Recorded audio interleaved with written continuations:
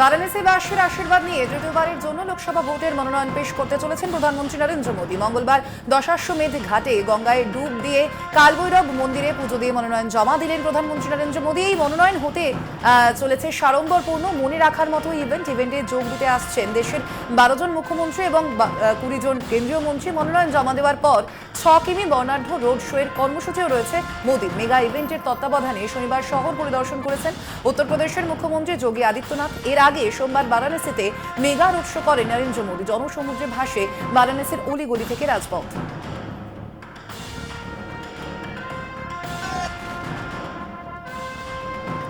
মনোনয়ন জমা দিলেন মান্ডির বিজেপি প্রার্থী কঙ্গনা রানাওয়াত। মনোনয়ন দাখিলের আগে দীর্ঘ রোড শো করেন কঙ্গনা। জয়ের ব্যাপারে আশাবাদী বিজেপি প্রার্থী। তিনি বলেন, মান্ডির মানুষ এবং তাদের ভালোবাসা তাকে এই উচ্চতায় পৌঁছে দিয়েছে। মান্ডিতে নারীদের প্রভূত উন্নতি হয়েছে। এদিন কংগ্রেসকে তোপ দেখে কঙ্গনা বলেন, কংগ্রেসের দেশবিরোধী মানসিকতা দেশের জন্য উদ্বেগের বিষয়। ये इन्हीं लोगों का, मैं कहूंगी कि जो मंडी की जनता है, ये इन्हीं लोगों का प्यार है, विश्वास है मेरे प्रति, जो है उनकी भावनाएं हैं और उम्मीदें हैं जो मुझे यहाँ खींच कर लाई हैं। और महिला सशक्तिकरण को लेकर ये जो है ये दौर जब इतिहास दोहराया जाएगा तो शायद एक स्वर्णिम काल जो है जिसे कहा जाएगा। महिलाएं जो है हर क्षेत्र में जो आगे बढ़ रही हैं।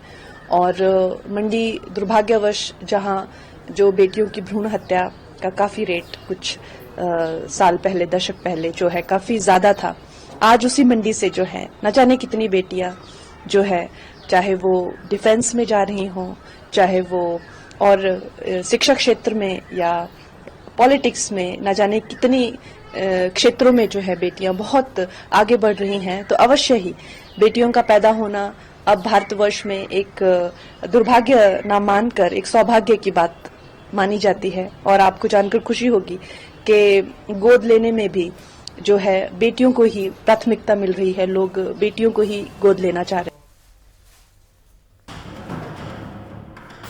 বিজেপি কর্মীকে মারধরের অভিযোগ তৃণমূল কাউন্সিলরের বিরুদ্ধে। সম্প্রতি ভাইরাল হওয়া একটি ভিডিওতে দেখা যাচ্ছে ভাটপাড়ার 13 নম্বর ওয়ার্ডের তৃণমূল কাউন্সিলর লালন চৌধুরী এক বিজেপি কর্মীকে পতাকা লাগাতে বাধা দিচ্ছেন। বিজেপি কর্মী সেই বাধা না মানায় তাকে মারধর করা হচ্ছে। মদ্যপ অবস্থায় ওই ব্যক্তি এলাকার মানুষকে গালিগালাজ করছিলেন, তাই তাকে মারা হয়েছে বক্তব্য তৃণমূল কাউন্সিলরের। যদিও ভিডিওর সত্যতা যাচাই করেনি কলকাতা টিভি।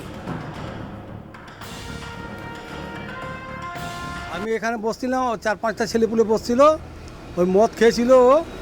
মদ খেয়ে বড় একটা বিজেপি ঝান্ডা নিয়ে এসে আমাদের সামনে এখানে এসে ও মানে নাচাচ্ছিল আর উল্টোপাল্টা গালাগালি করছিল।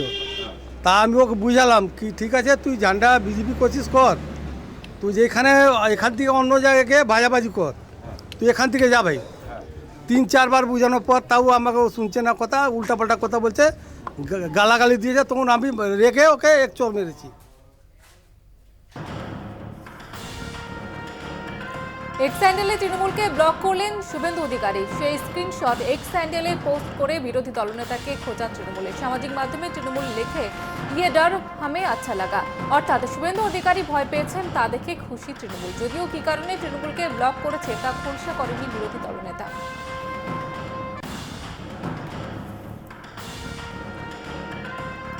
ডায়মন্ড হারবারে সিপিআইএম প্রার্থীর সমর্থনে রোড শো মোহাম্মদ সেলিমের। ডায়মন্ড হারবারে বাম প্রার্থী প্রতিকুর রহমানের সমর্থনে রোড শো করেন সিপিআইএমের রাজ্য সম্পাদক মোহাম্মদ সেলিম। বজবজের বেল্লাপুর ক্যালসিয়াম মোড় থেকে একটি রোড শো করেন সেলিম। উপস্থিত ছিলেন শ্রমিক লাহিড়ী, কংগ্রেস নেতা সৌম্য এইচ রায় সহ আরও অনেকে। রোড শো ক্যালসিয়াম মোড় থেকে শুরু হয়ে সাতগাছিয়ার বিশালাক্ষীতলা মোড় হয়ে ফলতার শাহরার হাট দস্তিপুর হয়ে বিষ্ণুপুর বিধানসভার আমতলায় শেষ হয়। রোড শো চলাকালীন বাম কর্মী সমর্থকরা ফুলমালা দিয়ে সংবর্ধনা জানান সেলিম এবং সৌম্য এইচ রায়কে। রোড শোয়ে কর্মী সমর্থকদের ভিড় ছিল চোখে পড়ার মতো। সেলিম জানান, পুলিশ বামফ্রন্ট কর্মীদের পোস্টার লাগাতে দেয়নি, মিছিল করাও বারণ। মস্তানদের মুক্তাঞ্চলে তৈরি করেছে গোটা রাজ্যকে। ডায়মন্ড হারবার কেন্দ্রে জোর জুলুম ঠেকাতে, মস্তানি ঠেকাতে, লুট ঠেকাতে প্রতিকুর রহমান কংগ্রেস সমর্থিত বামফ্রন্ট মনোনীত সিপিএমের প্রার্থী। আমি প্রথম থেকেই বলেছিলাম, যেসব এলাকায় পুলিশকে দিয়ে, মস্তানকে দিয়ে বামফ্রন্টের কর্মীদের পোস্টার লাগানো বারণ, মিছিল করা বারণ, স্লোগান দেওয়া বারণ, মুক্তাঞ্চল তৈরি করেছে, যেমন সন্দেশখালীতে করেছিল, যেমন জঙ্গলমহলে করেছিল, ওখানে মাওবাদীদের নিয়ে করেছিল, কোথাও শাহজাহান, কোথাও জাহাঙ্গীর, কোথাও আকবর, কোথাও অরঙ্গজেব, এই করে বিজেপির রাস্তা করে দিয়েছে মমতা ব্যানার্জি। আর এখানে দাঁড়িয়ে আমরা ভোটে প্রচারে এসেছি। ইলেকশন কমিশনের দায়িত্ব ছিল যাতে নির্বিঘ্নে ভোট প্রচার হয়, পুলিশকে দিয়ে পোস্টার মারানো বন্ধ করেছে। আমরা এখানে দেখতে এসেছি যে কাদের ঘাড়ে কটা মাথা আছে যারা এই গণতান্ত্রিক প্রক্রিয়াকে নষ্ট করতে চাইছে, পার্লামেন্ট ইলেকশনকে পঞ্চায়েতের লুটের জায়গা করতে চাইছে। তমলুকের বিজেপি প্রার্থী অভিজিৎ গঙ্গোপাধ্যায়ের মামলা থেকে সরে দাঁড়ালেন বিচারপতি জয় সেনগুপ্ত। ব্যক্তিগত কারণ দেখিয়ে মামলা ছাড়লেন বিচারপতি। সোমবার তমলুক থানায় দায়ের হওয়া এফআইআরকে চ্যালেঞ্জ করে কলকাতা হাইকোর্টের দ্বারস্থ হন অভিজিৎ গঙ্গোপাধ্যায়। সেই মামলা থেকে সরে দাঁড়ালেন বিচারপতি জয় সেনগুপ্ত। মামলা এবার ফেরত যাবে প্রধান বিচারপতির কাছে। নতুন এজলাস ঠিক করবেন প্রধান বিচারপতি।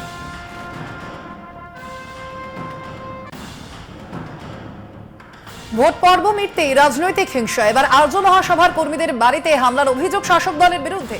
বীরভূমের রামপুর পঞ্চায়েতের বাতিরবাদ গ্রামের ঘটনা এটি। কর্মীদের বাড়িতে ভাঙচুরের সঙ্গে মারধরও করা হয় বলে অভিযোগ উঠেছে। তাদের বাঁচাতে গিয়ে বিজেপি কর্মীরাও হেনস্থার শিকার হন বলে দাবি। ঘটনায় এলাকায় আতঙ্কের পরিবেশ। যদিও ঘটনায় এখনো থানায় কোনো লিখিত অভিযোগ দায়ের হয়নি। অভিযোগ অস্বীকার করেছে তৃণমূল কংগ্রেস।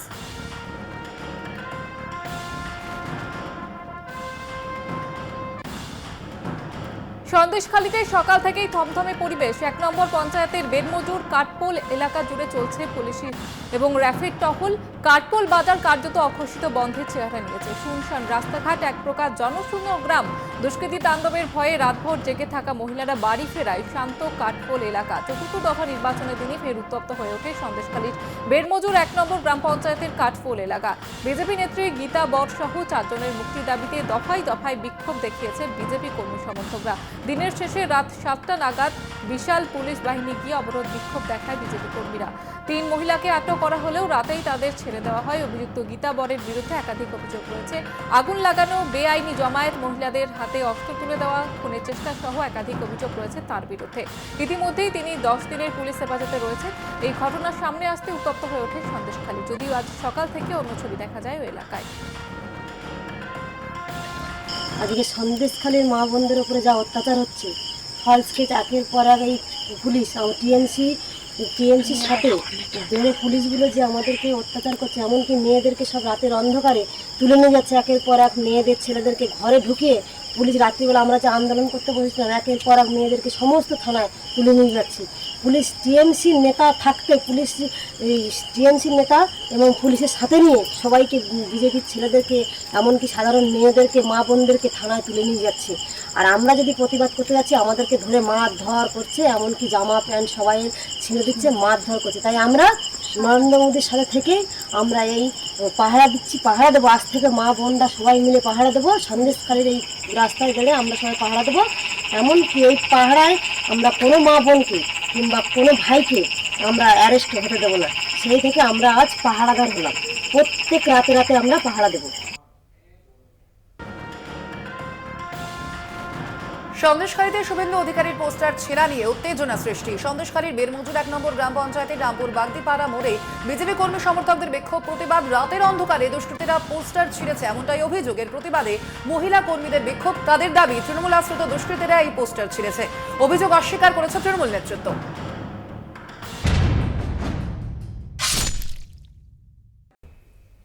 এই মুহূর্তে যে গুরুত্বপূর্ণ খবরের দিকে নজর রাখবো। ফের অস্বস্তিতে রাজ্যপাল সিবি আনন্দ বোস। নৃত্যশিল্পীকে ধর্ষণের অভিযোগ করছে তার বিরুদ্ধে, রাজ্যপালের বিরুদ্ধে এমনটাই অভিযোগ। এমনটাই সূত্র মারফত খবর পাওয়া যাচ্ছে। কলকাতা পুলিশের রিপোর্ট জমা পড়ল নবান্নে। রিপোর্টে ধর্ষণের অভিযোগ উল্লেখ রয়েছে। গত বছর জুন মাসে দিল্লিতে নিয়ে গিয়ে ধর্ষণ করা হয় এমনই অভিযোগ ছিল অভিযোগকারিনীর। এমনটাই তিনি অভিযোগ করেছিলেন এবং গত বছর অক্টোবরে সোশ্যাল মিডিয়ায় ইঙ্গিত দেন কুণাল ঘোষ। এ বিষয়ে আরো বিস্তারিতভাবে জানবো। টেলিফোন লাইনে রয়েছে প্রতিনিধি দুর্গাদাস বন্দ্যোপাধ্যায়। দুর্গাদাস, ঠিক কি অভিযোগ উঠছে?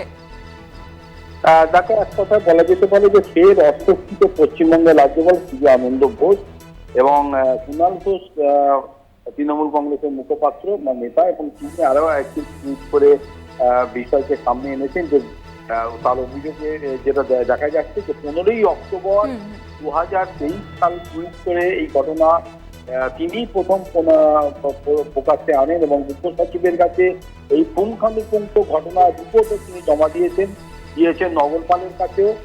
এবং একজন নৃত্য শিল্পীকে ধর্ষণ করার অভিযোগ রাজ্যপালের বিরুদ্ধে করা হয় এবং সেই রিপোর্ট ইতিমধ্যে রাজ্য সরকারের হাতে এসেছে। কলকাতা পুলিশের পক্ষ থেকেও কিন্তু বিষয়টা নিয়ে নির্যাতিতা যিনি অভিযোগ করেছিলেন জুন মাসের প্রথম সপ্তাহে, তাকে দিল্লিতেও নিয়ে যাওয়া হয়। সেখানে তাকে ধর্ষণ করার যে অভিযোগ ওঠে রাজ্যপালের বিরুদ্ধে, বিষয়টি নিয়ে কিন্তু একজন আইপিএস এর নেতৃত্বে এই ঘটনার অনুসন্ধান কমিটি গঠন করা হয় এবং এখনো পর্যন্ত সেই অনুসন্ধান চালানো হচ্ছে, তার সত্যতা যাচাই করার যে ব্যবস্থা করা হচ্ছে। সেখানে একটা 5 তারা হোটেলে তাকে রাখা হয়েছিল বলে এবং পরবর্তীকালে সেই রিপোর্টে নৃত্যশিল্পীর সঙ্গে যখন তিনি দেখা করেন তখন তাকে ধর্ষণ করেছিলেন বলেও কিন্তু অভিযোগে উল্লেখ করা হয়েছে। ফলে বুঝতেই পারছো যে নারী নির্যাতন, ধর্ষণ এই জাতীয় ঘটনা থেকে রাজ্যপাল সিপি আনন্দ বোস যত দিন যাচ্ছে তত একের পর এক অভিযোগ এই ঘটনার মতো ঘটনার সঙ্গে জড়িয়ে যাচ্ছে। ফলে আগামী দিনে কিন্তু এই একদিকে যেমন রাজভবনের ভেতর তিনি একজন অধস্থ কর্মচারীর সঙ্গে তার সঙ্গে কি আলোচনা করেছেন সেটা নিয়ে যেমন আগামী দিনে এই রিপোর্ট বাইরে আসবে যে ইনভেস্টিগেশন চলছে। পাশাপাশি কিন্তু এই দিল্লিতে যে ঘটনার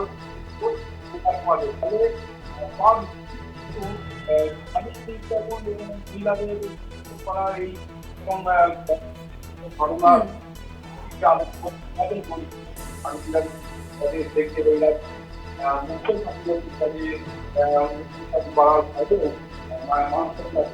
তাকে নিয়ে যথেষ্ট প্রশ্ন উঠছে এবং রাজনৈতিক মহলেও যথেষ্ট প্রশ্ন উঠতে শুরু করেছে। একেবারে ধন্যবাদ জানাবো দুর্গা দাস। আপনাদের জানিয়ে রাখবো আরো অস্বস্তিতে পড়লেন রাজ্যপাল সিবি আনন্দ বোস। এমনিতে বিতর্কে জড়িয়ে রয়েছেন রাজভবনে এক মহিলাকে শ্লীলতাহানির অভিযোগে বিতর্কে রয়েছেন রাজ্যপাল সিবি আনন্দ বোস। এবার আরো একটি গুরুতর অভিযোগ তার বিরুদ্ধে। রাজ্যপালের বিরুদ্ধে অভিযোগ উঠছে এক নৃত্যশিল্পীকে দিল্লিতে নিয়ে গিয়ে ধর্ষণের অভিযোগ উঠছে। কলকাতা পুলিশের রিপোর্ট জমা পড়ল নবান্নে এবং এই রিপোর্টে উল্লেখ রয়েছে তাকে দিল্লিতে নিয়ে গিয়ে ধর্ষণ করা হয়েছে।